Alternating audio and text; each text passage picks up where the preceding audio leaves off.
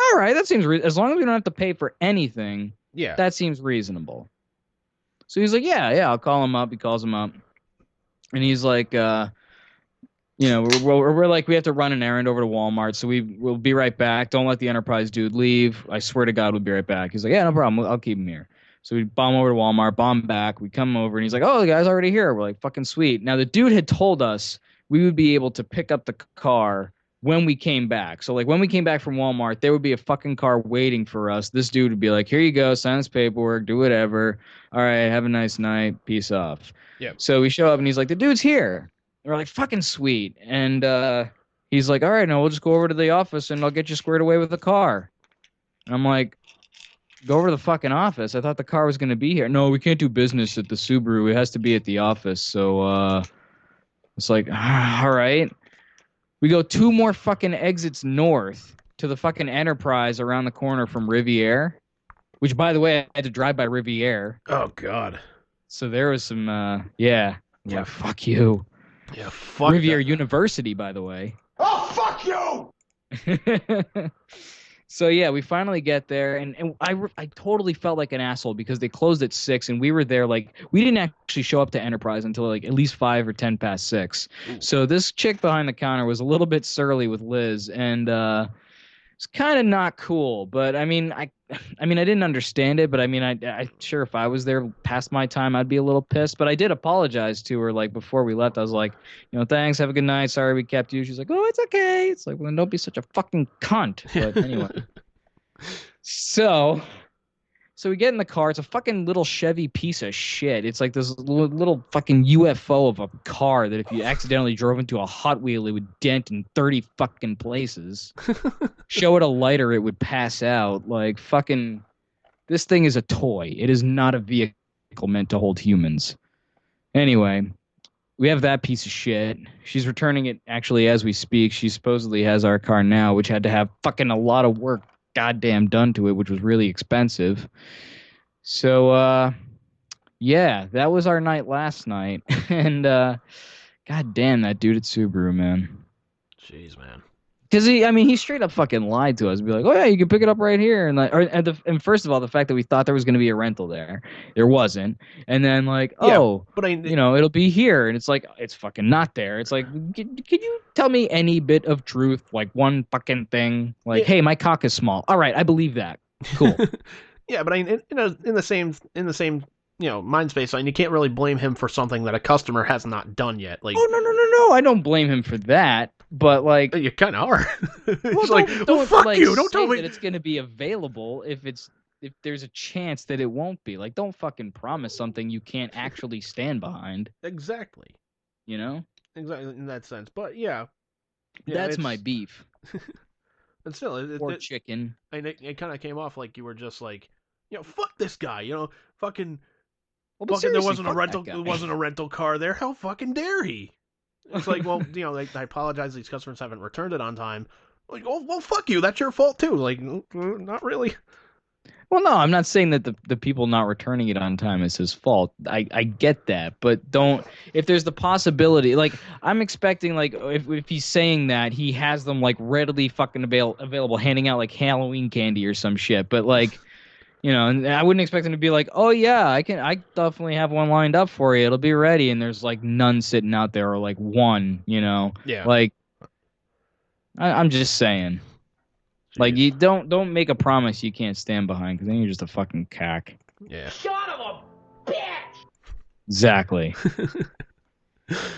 So yeah, it wasn't too pleasant. Oh, understandably, but go on, smile, you cunt. Yeah. Yeah, man. Just I get both sides of the frustration. I get that.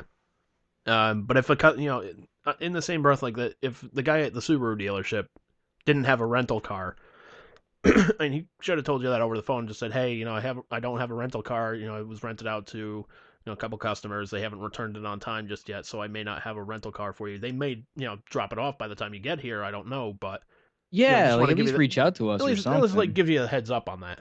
Yeah, totally. Because not for nothing, we don't have he doesn't know that we don't have another car, but you can't just assume that like I have a ride back or that I have another car or some shit. Like, I don't know. Yeah. I mean, regardless, A, though, a lot of households nowadays only own like one car because it's a lot cheaper. yeah, it's a lot cheaper, and it's Sure, more. shit not more convenient, but it is a lot cheaper. It's definitely a lot cheaper. Yeah, because I mean, if I can think about it, you get like, let's say you get like two like Priuses or something like that. I mean, those are running for like what, $30,000 each, I think so, something like that. something like that. So there's $60,000 right gone right there. Yeah. Then you got to pay for insurance on top of that. Gas, I mean, it's you know it's cheap enough, but with those you don't have to fill it up that much. But I mean, still, there's the insurance. you know, there's the wear and tear on the car. There's suppose you run over a nail as soon as you get out of the fucking lot. It's like, well, now you have to buy a new fucking tire, right? Yeah. Unless you have like some deal with the dealership where they're just like, oh yeah, any maintenance is it's on us for the first like 3 months or something like that. Some do. I think we did have some sort of deal like that, or like it was, certified or some shit like that. Yeah, So usually like with a dealership, they'll have like a 10-year, X amount of miles warranty on it. yeah, something like that. Like I've seen a lot of them like 10 years, 150,000 mile warranty or something like that. Or Yeah, 10-year, 100,000 mile warranty, which I mean is 10,000 miles a year. Which yeah, if you're driving regularly, like forget it, you're gonna hit that within like 4 or 5 years. yeah, definitely. So Depends how much you drive, I guess. depends on how much you drive, and then usually by the time you hit that milestone, it's like, oh, everything in your car is gonna go wrong. Right. Yeah, I mean, well, there are milestones like that where you're just kind of supposed to have work done to maintain the vehicle properly. So I mean, like every 100,000 miles for fucking like regular like maintenance, like replace the spark plugs, replace this, that, and the other thing. Yeah.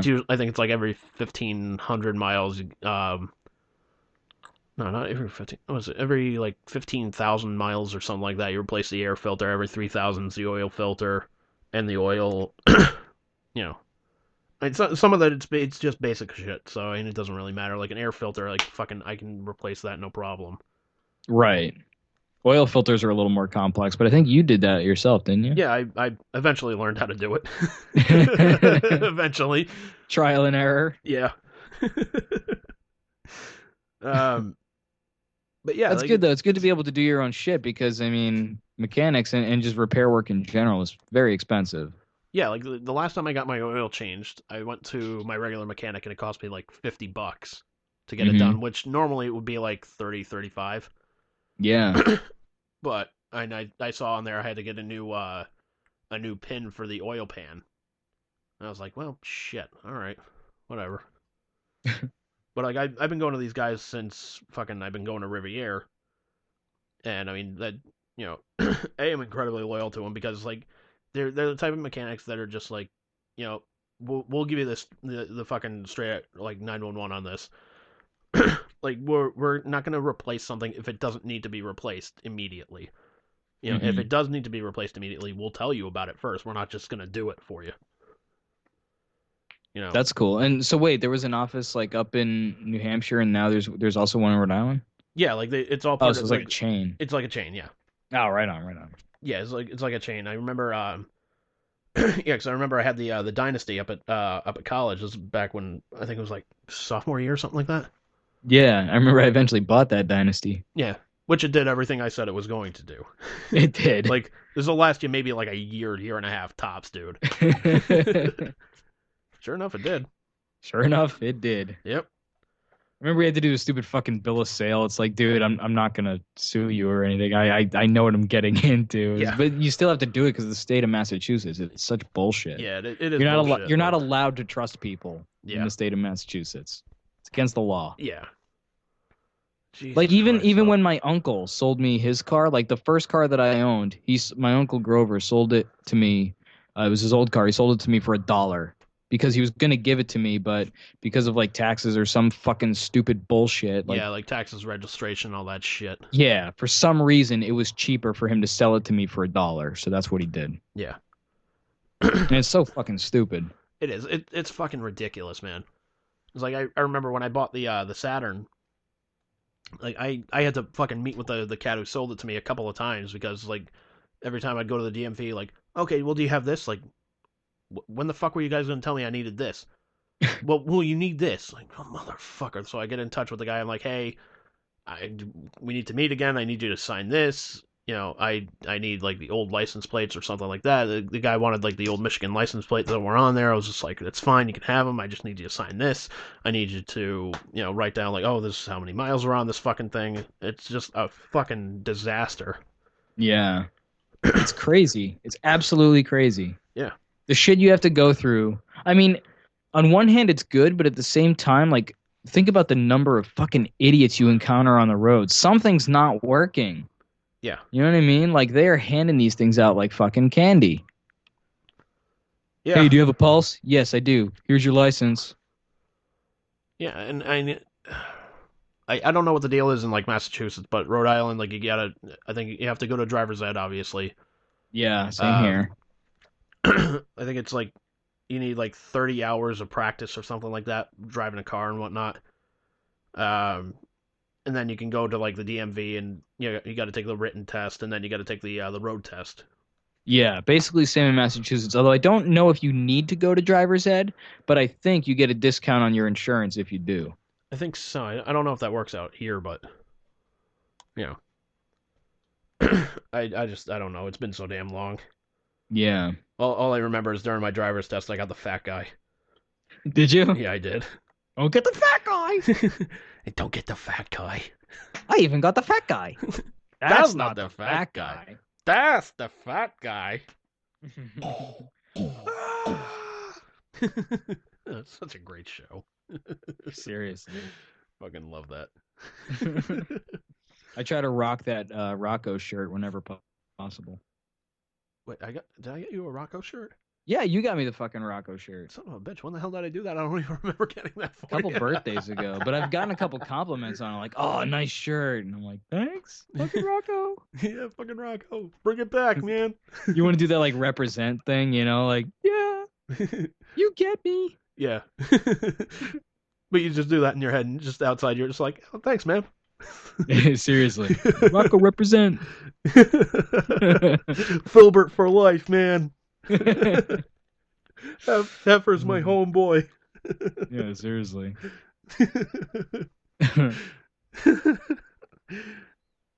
You just go in, like, you just get out of, like, it doesn't matter what you do, you just have the unspeakable urge to just yell, that was a hoot. I love getting compliments on that shirt. I love getting compliments on my Cactus Jack shirt as well. Nice. Yeah, I've gotten more of those than I would expect as well. Like, those would be like, oh, nice shirt. And I just want to be like, bang, bang. I don't see shit in your shirt. I can't do that because people probably might not get that reference. Probably not. Because it's like an impression of an impression. That's some deep impressioning right there. Yeah. Like, I don't see shit in here. Yeah, you just look at him just like, there's a sign. It said Cane Dewey. It's like, what the fuck is he talking about? Cane Dewey! Oh, shit. Do you know how he came up with the fucking bang bang thing? Yeah, it was from that, fuck, I think it was like the, it's, that Love Shack the song. B-52s. Yeah. He was like, yeah, I had that song in my head. I was like, bang, bang! Yeah. That's so hilarious. I think that was in his book or something. That was, yeah. Yeah. From what I understand, I think his first book, that Have a Nice Day, actually got picked up. It's actually going to be made into a movie. Really? From what I understand. Yeah, from what he said in interviews and whatnot. That's interesting. And everybody's just like, dude, didn't we just have a professional wrestling movie? He's like, yeah, well, it's going to be like The Wrestler, except, you know, have you seen The Wrestler yet, or no? Me? Yeah. Yeah, totally. Oh, yeah. He's like, oh, yeah, it's going to be like The Wrestler, except, you know, I don't die at the end. Like, fucking perfect, man. And you know he dies at the end. It's ambiguous. You don't know that he dies at the end. It's up for debate, but I mean, you're just like, look, the guy's got fucking straining on his heart. He's told not to do this. He's on fucking the. But how many wrestlers are told not to perform and still do? Look at the Undertaker. Yeah, but the That's